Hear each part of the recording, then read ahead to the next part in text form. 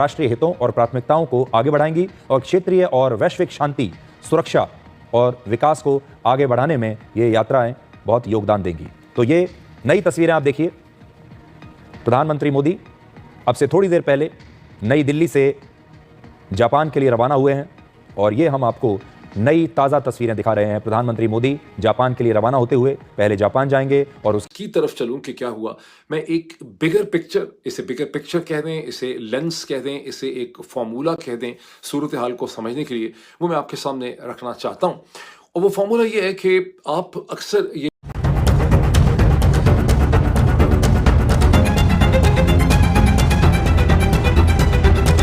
PM Modi 28 अगस्त से 1 सितंबर तक Japan और चीन की यात्रा पर रहेंगे। उनकी यात्रा ऐसे वक्त में हो रही जब अमेरिका से तनाव चरम पर है। पीएम मोदी की यात्रा खास मायने रखती है। जापान में उनका यह दौरा द्विपक्षीय संबंधों को नई दिशा देने के साथ साथ बड़े आर्थिक फैसलों का गवाह बन सकता है। आपको बता दें, अब जब हम कहते हैं फैशिस्ट तो तकलीफ तो होगी, जाहिर है, मगर ये साइन होता है जब आप कमजोर होते हैं ना, या डरते हैं या खौफजदा होते हैं किसी चीज से, तो आप इस किस्म की नी जर्क रिएक्शन, जल्दी जल्दी से कुछ करो।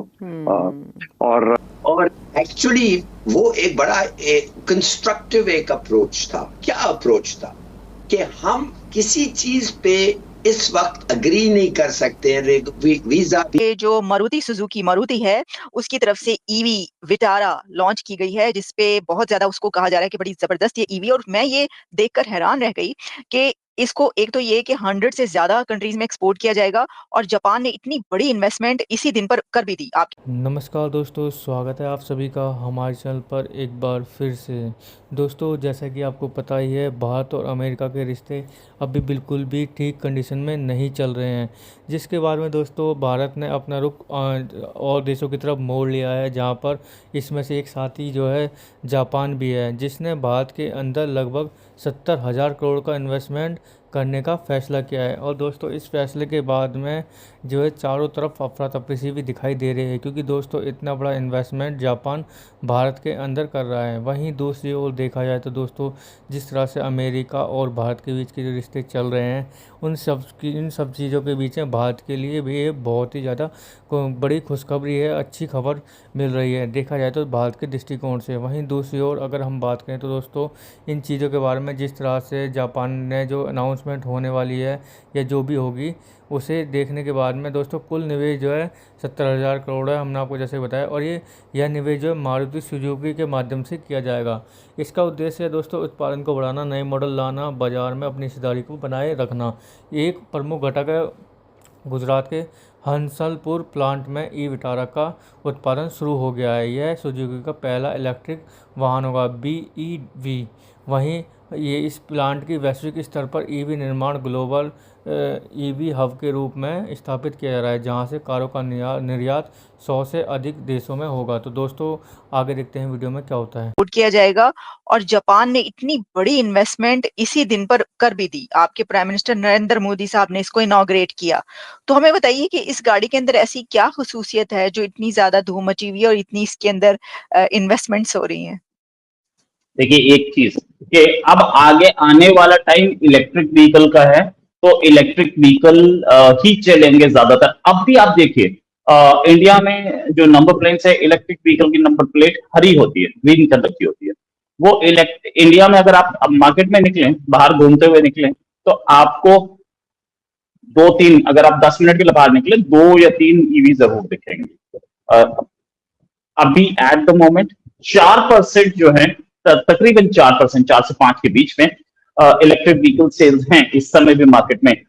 इलेक्ट्रिक व्हीकल स्टार्टिंग में प्रॉब्लम दे रहे थे कि हमारे पास चार्जिंग पॉइंट्स नहीं थे और हम कहाँ चार्ज करें इलेक्ट्रिक व्हीकल्स को, और एक बार चार्जिंग में 80 किलोमीटर जा रहे थे। अब वो नहीं रह गया, अब टाइम चेंज है। अब ऐसा टाइम है कि आपको अगर चार्ज करना है इलेक्ट्रिक व्हीकल को, तो कहीं पे भी चार्जिंग पॉइंट्स हमारे पास अवेलेबल हैं। पहली चीज, आधे घंटे के अंदर अंदर वो चार्ज हो जाता है। हो सकता है 1 घंटे में चार्ज हो और वो 200-250 किलोमीटर तक जाता है 1 घंटे के चार्ज में। 15 मिनट में भी अभी नए व्हीकल्स आने वाले हैं, सुन रहे हैं, 15 मिनट में चार्ज कर देता है, 15 मिनट्स में चार्ज करके और उसको सीधे ले जाता है, उसको मतलब ले जाएगा 250-300 किलोमीटर। तो अगर 15 मिनट की चार्जिंग में या 1 घंटे की चार्जिंग में भी वो 250 किलोमीटर जा रही है, तो not bad, it is wonderful. और धीरे धीरे करके टेक्नोलॉजी बेटर होगी। ये मारुति की पहली मारुति इंडिया की लार्जेस्ट कंपनी है, Maruti Suzuki. In fact Maruti was an Indian venture जिसे संजय गांधी ने शुरू किया था, और उसके साथ उसका कोलैबोरेशन सुजुकी के साथ था। बाद में मनमोहन सिंह गवर्नमेंट ने गवर्नमेंट ऑफ इंडिया के सारे स्टेक्स सुजुकी को बेच दिए, तो सुजुकी इसका सिंगल लार्जेस्ट ओनर हो गया। एंड मारुति सुजुकी एक खूबी और है, मारुति सुजुकी जो इंडिया की कंपनी है वो अपनी पेरेंट कंपनी सुजुकी मोटर्स से बड़ी कंपनी है, चाहे उसे मार्केट वैल्यू में बोले, चाहे उसे प्रोडक्शन में बोले, किसी भी एंगल से। इससे पहले हमारे पास, मैं खुद हैरान था कि सुजुकी इतना डिले कैसे हुआ ईवी प्रोडक्शन में, इलेक्ट्रिक व्हीकल प्रोडक्शन में। टाटा के पास 4-5 गाड़ियां हैं, बल्कि 4-5 से ज्यादा हैं, जो कि हम टाटा प्रोड्यूस कर रहे हैं इलेक्ट्रिक में।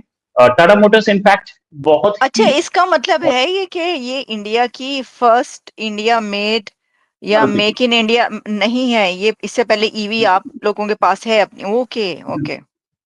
टाटा मोटर्स के पास हैं, 3-4 हैं, 4 से ज्यादा है बल्कि। लेकिन वो ये मारुति की फर्स्ट है। मारुति जो है सिंगल लार्जेस्ट कंपनी है इंडिया की, 40% मारुति के पास शेयर है। और मारुति को लोग पसंद भी इसलिए करते हैं कि उसकी मेंटेनेंस बहुत लो है। अगर आप बोले तो मारुति का साइड में जो शीशा लगा है आपको, वो बहुत सस्ते में 1,500 के आसपास मिल जाएगा, बाकियों का वो महंगा है। उसका फ्रंट में शीशा, अच्छा स्पेयर पार्ट्स जो हैं, जो नॉन इम्पोर्टेंट स्पेयर पार्ट्स हैं, वो भी आराम से मिल जाते हैं, कश्मीर टू कन्याकुमारी मिल जाते हैं। उसको ठीक करने वाला मैकेनिक भी कश्मीर टू कन्याकुमारी मिल जाता है। इसलिए मारुति ने पिछले दोस्तों आपने देखा जैसे कि पाकिस्तानी मीडिया के रिएक्शन, उनके रिएक्शन देखने के बाद में आपने देखा होगा दोस्तों किस तरह से पाकिस्तान की जो मीडिया है इन चीज़ों पर अपनी रिएक्शन देते हुए दिखाई दी। अगर हम आगे बात करें दोस्तों इस इन्वेस्टमेंट के बारे में, तो दोस्तों जिस तरह से ये हब बनाया जा रहा है, ऊपर से दोस्तों जैसे कि हमने बताया 100 से अधिक देशों में इसको, जैसे कि जापान, यूरोप में किया जाएगा। और प्लांट की जो कार्य क्षमता है लगभग 1 बिलियन यूनिट प्रति वर्ष की मानी जा रही है, जिससे यह दुनिया के सबसे बड़े ऑटो मैन्युफैक्चरिंग हब्स में से एक बनेगा। वहीं बैटरी जो है, जो सुजुकी ने तोशिबा और डेंसो के साथ मिलकर एक बैटरी संयंत्र भी इसमें शुरुआत कर दी है, जिसमें इलेक्ट्रोड का उच्च स्तर स्थानीयकरण 80% शामिल होगा, जो भारत की बैटरी को इकोसिस्टम को मजबूत करेगा। वहीं दोस्तों ई विटारा इलेक्ट्रिक एसयूवी तकनीक और बुनियादी जानकारी की लॉन्च डेट दोस्तों प्रधानमंत्री नरेंद्र मोदी ने 26 अगस्त 2025 को गुजरात में ई विटारा उत्पादन में औपचारिक रूप से शुरू कर दिए। और यह मॉडल बाजार में नहीं बल्कि भारत बाजार में नहीं बल्कि यूरोप और जापान में भी बेचा जाएगा। अगर दोस्तों प्लेटफॉर्म की बात करें तो हियरटेक नामक ईवी विशिष्ट प्लेटफॉर्म पर आधारित, जो ई एक्सेल तकनीकी का उपयोग करके बनेगा। वहीं दूसरी ओर देखा जाए तो दोस्तों इन सब चीज़ों के बाद में आप जो इनकी तकनीकी होंगी काफ़ी ज़्यादा, आपको पता ही है टेक्नोलॉजी के मामले में जापान का तो कोई सानी नहीं है। वहीं जिस तरह से जो पृथ्वी को भी, जो इन गाड़ियों से कोई हानि ना हो, तो उस तरीके से इनको बनाया जाएगा।